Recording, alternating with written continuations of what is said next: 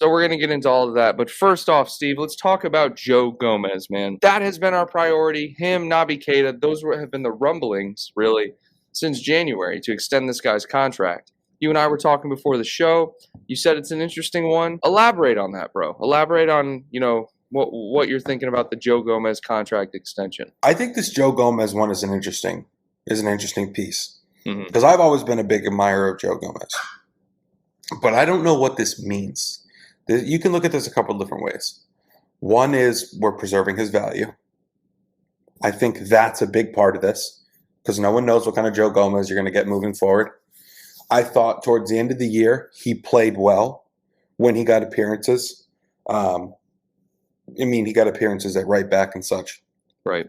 But with Ramsey coming in, I'm not sure where he fits in now. So here's what I'm thinking. And let me know in the chat here, guys, what you think. Joel Matip was our second best center back this year.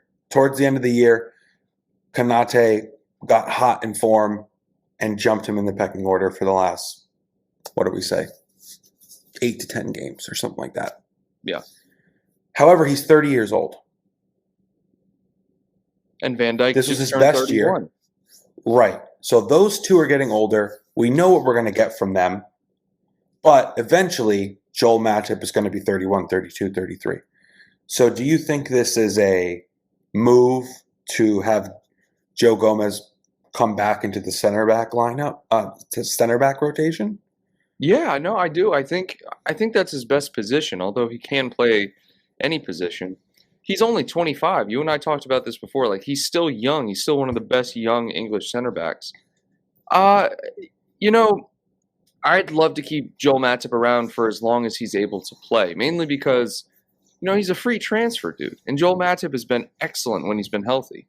Joe Gomez, he has struggled with injuries as well. He hasn't quite been the same since he came back from that, patellar tendon rupture. But, that's the sport, bro. We brought in Konate. Konate has been phenomenal. I think long term, though, Klopp's looking to keep Gomez around. And absolute worst case scenario, we do protect his value. So that's a great point. Being that he's only 25, even if something happens with his form, he doesn't quite fit in the team's plans, you can still sell him and make an enormous profit on him. Because consider we got him at 18 years old from Charlton Athletic, and I'm pretty sure we only spent I don't even think it was up to 10 million. I can't remember the exact fee, but we got him for real cheap, maybe like 2 or 3 mil. So either way, it'll be a profit. And you see Klopp here. He says, "I'm so happy Joe is an outstanding talent. He's also an outstanding defender and an outstanding human being." And that's all you're going to say. That's all you're going to say about the player. So I'm excited, bro. I appreciate you asking the question, though. Let me know what you guys think in the chat. Tony here says, "I don't think Gomez will get much playing time, probably just early cup games. He's no Matip." What do you think, Steve? I couldn't agree more. I mean, in what world? Yeah, cup games, preseason. The only thing I can think of is if Ramsey's not ready necessarily, and Gomez is going to filter in at right back like he did this year in some of the cup games for rotation, late in games to close it out. I think he'll get early cup appearances. Yeah. I also think if Matip or Van Dijk go down,